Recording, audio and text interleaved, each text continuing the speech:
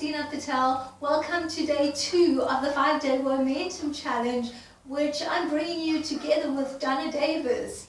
And this is really exciting. We saw so many of you in the Facebook group yesterday, and some of you introduced yourselves, and that was awesome. Please, if any of you have joined us today and you're new, or if you joined us yesterday and you didn't introduce yourselves and you'd like to, then please feel free to do that, because I know that everyone would love to get to know you.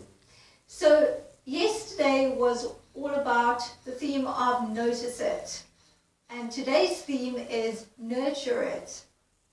First, let me tell you what Womentum is. For those of you who are new and don't know, Womentum is a woman's ability to celebrate and honor herself. That means her voice, her courage, everything about her, her strength, all those things that make her who she is. And very often women don't celebrate and honor that. And as I said yesterday, I definitely don't speak for all women, but in my experience, that's what I found. So today is about nurture it, and you may wonder why I'm speaking about nurture it when I don't have any makeup on and I don't look very nurtured probably. I said to Donna yesterday that we had slept at some funny time of night trying to prepare for this challenge for day 1, and I said to her, well, we'd better get enough sleep because we cannot look old and haggard when we talk about nurturing. But this is the way that I nurture myself. As you can see, I am on my yoga mat, and yoga is a very big part of nurturing myself. If you'd like, please type in the comment section, how do you nurture yourself? What is it that just brings you peace and joy and makes you feel relaxed? So yoga is that type of thing for me, and I feel very at peace no matter what sort of a day I've had or how stressed I am. Yoga makes me feel great. But everything you do when you nurture yourself emotionally, mentally, spiritually, physically, it's all a part of nurturing your voice, because it's contributing to who you are, it's enriching who you are, and that enriches your voice, your inner voice, your inner guidance, and also the voice that you give to the world, which is so important. So I'm nurturing myself physically every day with yoga and going to the gym. And why I find that such a wonderful practice is that although you sweat and you don't feel like going to the gym all the time, you feel stronger. I feel so much more empowered.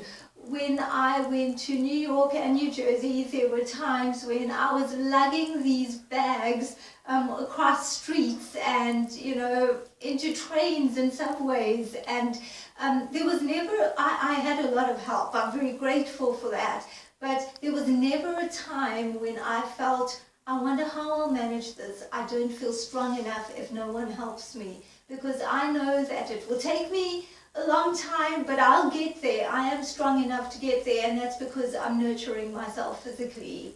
So I think that's really important. How do you nurture yourself physically? Please again type into the comment section below this video and just tell us.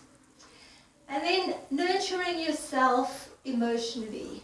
Wow, okay, that's a big one. Up till recent years, I did not nurture myself emotionally. I put aside how I felt about every single thing. I wouldn't give in to my emotions. And I think a lot of us do that for many reasons. But nurturing yourself emotionally means noticing how you feel, recognizing how you feel, and above all, not judging it. There are times when our thoughts, our actions, our feelings, our behavior is less than we'd want them to be. Maybe we're grumpy, maybe we're unreasonable, and the whole thing is part of nurturing yourself emotionally is to just recognize that voice. Okay, so you feel grumpy or unreasonable. Don't judge yourself for it. And that's something I had to learn as part of loving myself, as part of nurturing that part of me. Mentally, well, nurturing ourselves mentally would be, perhaps there's a good book that you want to read and you're not giving yourself a chance to read it because you're so busy doing all the things you do with work and family and other chores and so on. And sometimes you just have to give yourself a chance to read that book, to watch that movie, to contribute to who you are by taking that in, by getting a new point of view, going to that talk, having an epiphany. It's so important that we give ourselves time to do that, that we allow ourselves to grow. And then spiritually, a lot of people may say that, well, I'm not a spiritual person, I don't believe in spirituality, I'm not into religion, and that's fine. Maybe you just want to be connected to yourself and you want to center yourself. And nurturing yourself spiritually could also mean that if you are spiritual, just staying connected, staying in that moment where there's silence and you're connecting to who you are and that higher part of yourself, which often we don't give ourselves a chance to do. Just cutting out the white noise and just being. That's such an important part of who we are. So that's all about nurturing, and all that together encompasses nurturing your voice, because all this contributes to our actions, our feelings, our thoughts, and that all makes up who we are. Okay, well, I look forward to your participation and you typing in the comment section, and please introduce yourself.